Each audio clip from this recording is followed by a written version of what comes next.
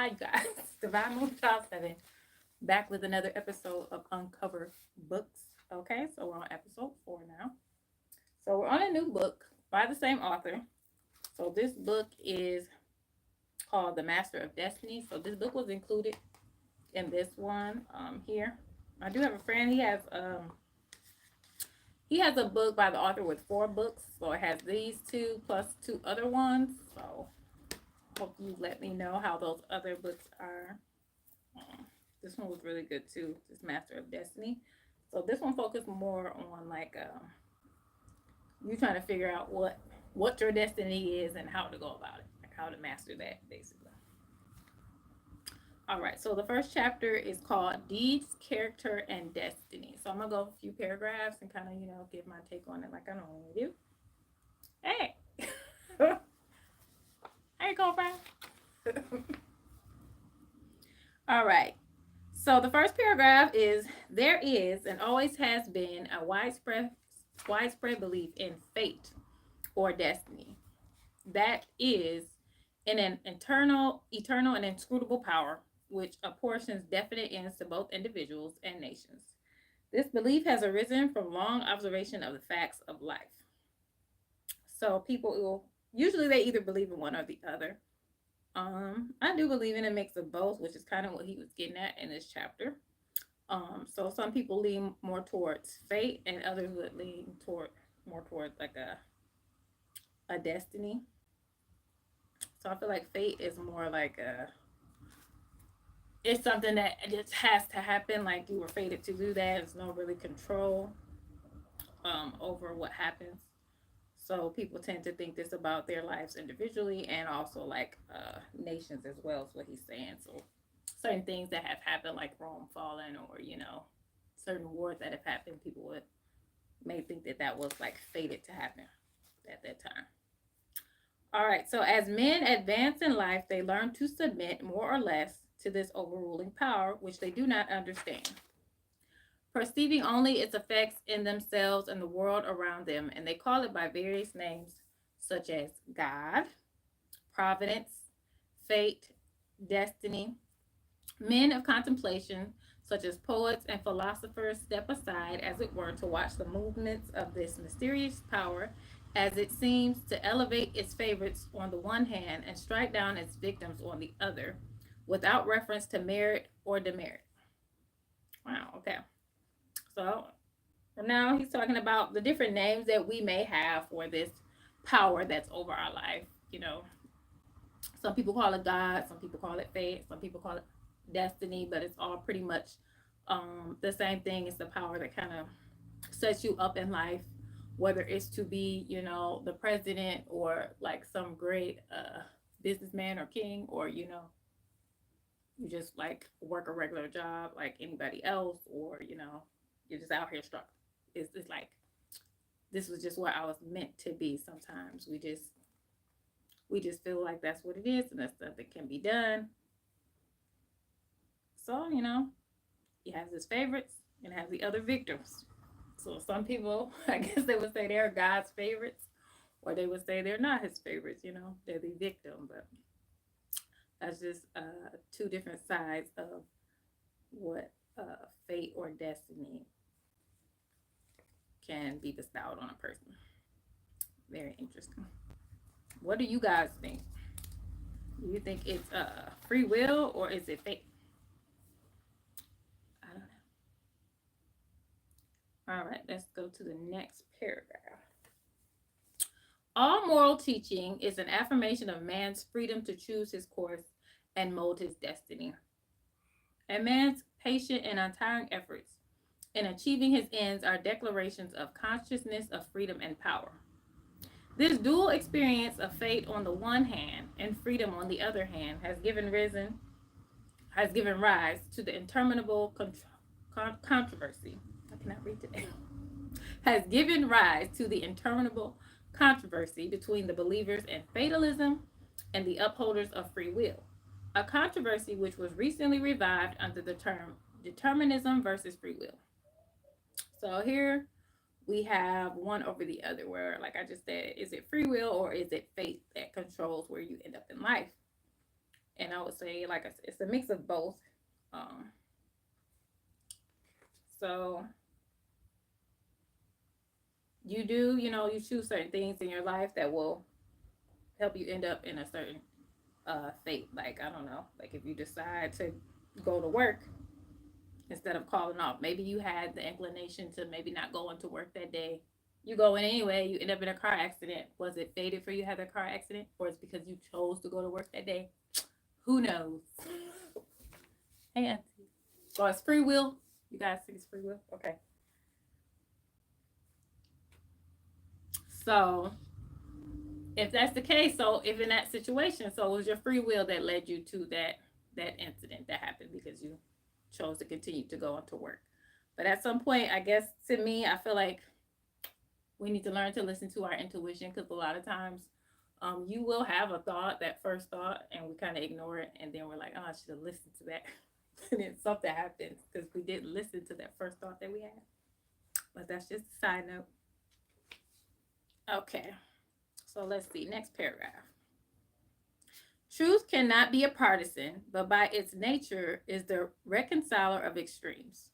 And so, in the matter which we are considering, there is a golden mean which brings fate and free will into close relationship, wherein, indeed, it is seen that these two indisputable facts in human life, for such they are but two aspects of one central law.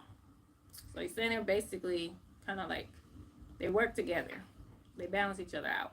One unifying and all embracing principle, namely the law of causation in its moral aspect. So, yeah, they definitely work together. It's just like that situation with, you choosing to do one thing over the other. Now, if you decide to stay home, you cozy in your house, but you don't know, you might get fired because you called home. You might end up with another fate, okay? Because you chose something different. But anyway, I definitely think they work together. So to me, your life is it's all the little choices that you make can add up to where you are today. If you chose to study something in school and you made all those choices to study it to get good grades, and now you're a doctor or you're a lawyer, or if you chose not to do that and now you just working in a regular job because you didn't decide to make those choices to pursue your career. So that will change your destiny or your fate, if you will. And a lot of times, I don't know, we like to sometimes we don't look at ourselves and our free will and our choices. We want to blame fate or God or the devil or whatever situation we're in. But a lot of times it's all those choices that you made or you didn't make. Okay. Sometimes we don't even want to make decisions. We just let stuff happen to us. I do that sometimes. So, but I feel like you really just gotta take control of your life. Don't just be letting stuff happen to y'all. But anyway, let me read the next paragraph while I'm on my tangent here. All right, so man finds himself involved in a train of causation. His life is made up of causes and effects. It is both a sowing and a reaping. Each act of his is a cause which must be balanced by its effects. He chooses the cause, this is the free will. He cannot choose, alter, or avert the effect. This is fate. Thus, free will stands for the power to initiate causes, and destiny is involvement in effects. So, how he's breaking it down here is how they work together. So, the free will is the cause. So, whatever you chose, that's going to be the cause and in the cause and effect type of train. And then the fate is whatever happens from that choice that you made. You can't control that because it is what it is. It's fated. You don't know how it's going to turn out depending on what situation, what choice you made.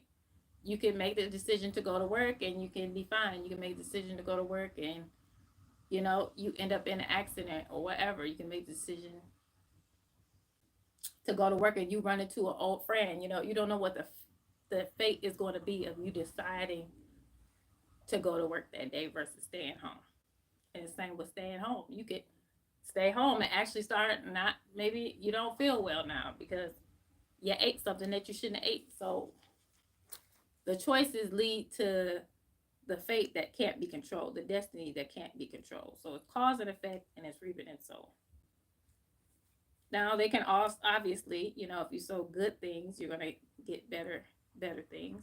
But you really don't know what the fate is going to be. And sometimes certain things happen to keep you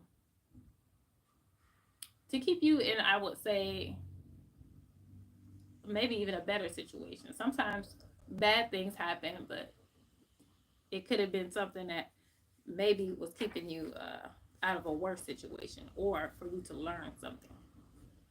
I don't know. It is therefore true that man is predestined to certain ends, but he himself has, though he knows it not, issued that mandate. That good or evil thing from which there is no escape, he has by his own deeds brought about. So this is just going to what I was already saying. You know, maybe a lot of things or choices that you made that were bad led you to this negative thing that happened. A lot of people call it karma, but also it's just karma is just reaping and sowing. You sowed a lot of seeds of badness, then eventually it's going to come back around. So a lot of seeds of good things that you did, that's going to come back around too. So that is still fate and free will working together at the end of the day. So whether you know it or not, so you might be going through something like, why is this happening to me? But you forgot all that stuff you did, girl. But anyway, next paragraph. Man is the doer of his own deeds. As such, he is the maker of his own character. And as the doer of his deeds and the maker of his character, he is the molder and shaper of his destiny. He has the power to modify and alter his deeds. And every time he acts, he modifies his character. And with the modification of his character for good or evil, he is predetermining for himself new destinies. So he's saying every time that you do a deed, or you are molding your character to become either more righteous or to become more evil. And each time you do that, you're changing your destiny, you're changing your fate. Yes, we read what we saw, Auntie. So every time you do that, you're changing a little bit. Your story is being changed, your fate is being changed as you make the decisions, as you make the choices to be whatever type of person that you're trying to be, whether it be for good or for evil. Destinies disastrous or beneficent in accordance with the nature of his deeds. Character is destiny itself. I like that. Character is destiny itself. So your destiny is you. You make the destiny by how you live your life, the type of person that you are. Ooh. As a fixed combination of deeds, it bears within itself the results of those deeds. These results lie hidden as moral seeds in the dark recesses of the character, awaiting their season of germination, growth, and fruitage. So whatever, is going on inside you, that's going to come forth in how you modify your character and the deeds that you do, and then eventually it will come to germination, and it will be seen in your life. Ooh, I like that. Character is destiny itself. All right. Next paragraph. Nevertheless, the moral law exists and is not altered or subverted by shallow conclusions. It should be remembered that man is a changing, evolving being. The good man was not always good, and the bad man was not always bad. Even in this life, there was a time, in a large number of instances, when the man who was now just was unjust, when he who is now kind was cruel, when he who is now pure was impure. Conversely, there was a time in this life, in a number of instances, when he who is now unjust was just, when he who is now cruel was kind, when he who is now impure was pure. Thus, the good man who is overtaken with calamity today is reaping the result of his former evil sowing. Later, he will reap the happy result of his present good sowing. While the bad man is now reaping the result of his former good sowing, Later, he will reap the result of his present sowing of that.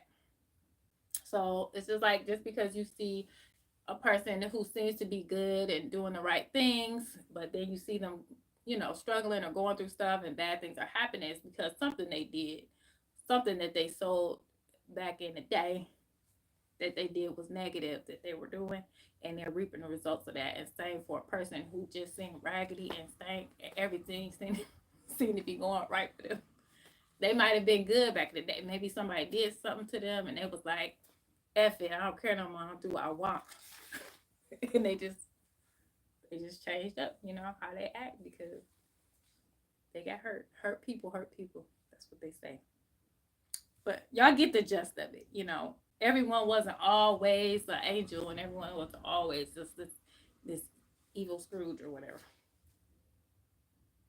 So we're seeing the results you're seeing today is something that they sold from before, because it's just like a plant or a tree. The seed starts off small, and then you see the fruit. Later on, it takes time for the fruit to germinate, for the flower to come forth, whatever the case.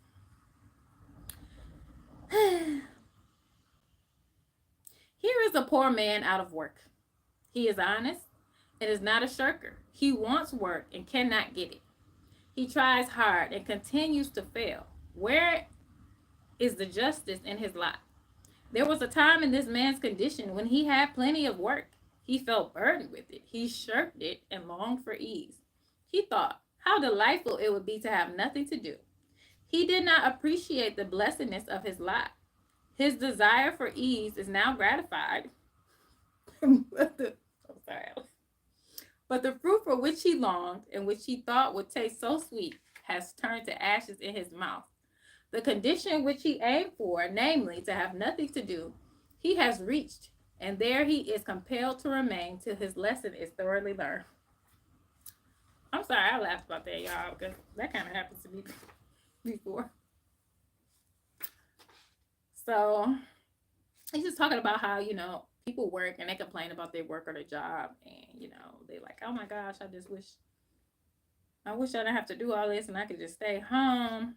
And I did that for a time, and then, later, some years later, I wanted a job, and I just could not find one for the life of me. It took me so long, y'all. So, I don't know. Just be grateful for the things that you have when you have it, Because, yes, it is work, it is a job, but you're making money. There is a benefit to it, Because we have to think there are some people that don't have a job or can't find a job, or maybe they're not as blessed as you are making the money that you are. So try to enjoy and be grateful that you have a way to make money. That's a blessing. He didn't, like he said, he didn't appreciate the blessedness of his lot. I didn't appreciate the blessedness. My auntie now, I would quit a job in a minute, ain't have nothing lined up. What are you doing?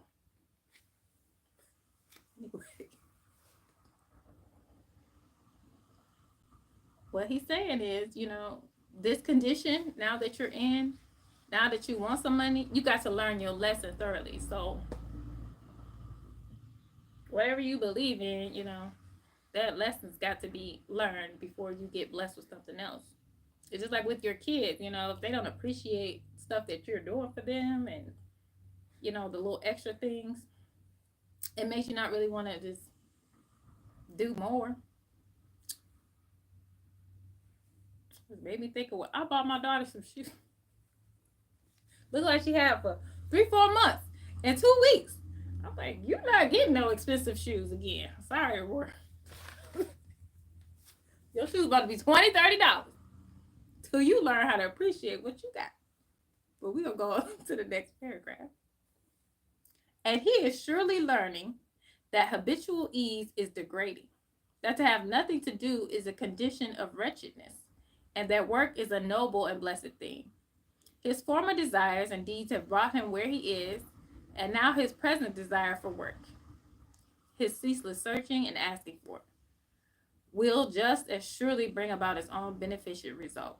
No longer desiring idleness, his present condition will, as an effect, the cause of which is no longer propagated, soon pass away, and he will obtain employment. And if his whole mind is now set on work, and he desires it above all else, Then when it comes, he will be overwhelmed with it, and it will flow into him from all sides, and he will prosper in his industry. So there you have learned that lesson in that situation. And really, that's to me what life is all about. It's about learning. It's about it's about lessons, you know.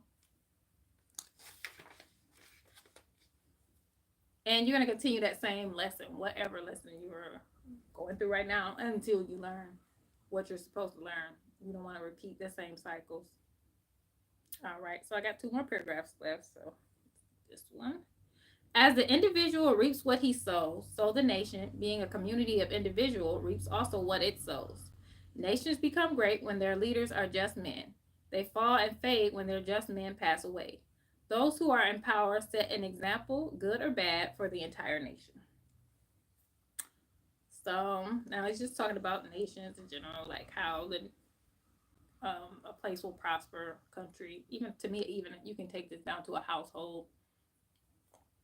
If the leader of that household or that nation or village or whatever they're just, then the place will prosper, the people will prosper, versus you having someone who is unjust and greedy and tyrannical, then the nation's not going to do well, and that sucks.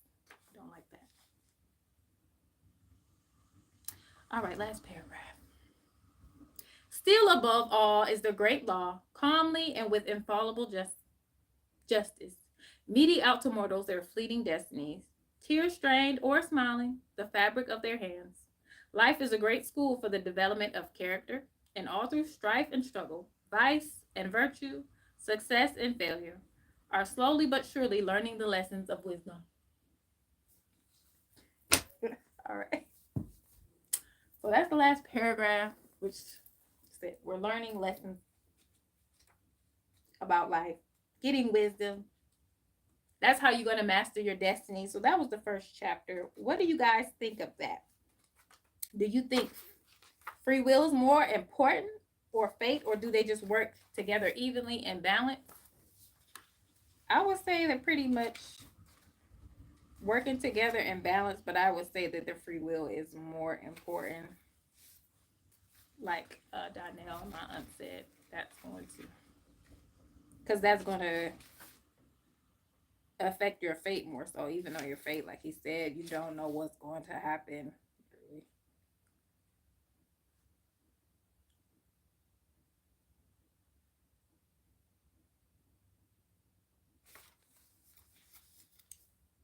But even that last sentence, I really like the comparisons on the extreme of each side. Yeah, but I think we all go through each one in life, and you learn from both, from the strife and the struggle, the vice and virtue, success and failure. And I feel like, I don't know, we appreciate the good things more when we go through stuff, and yeah, you appreciate stuff more.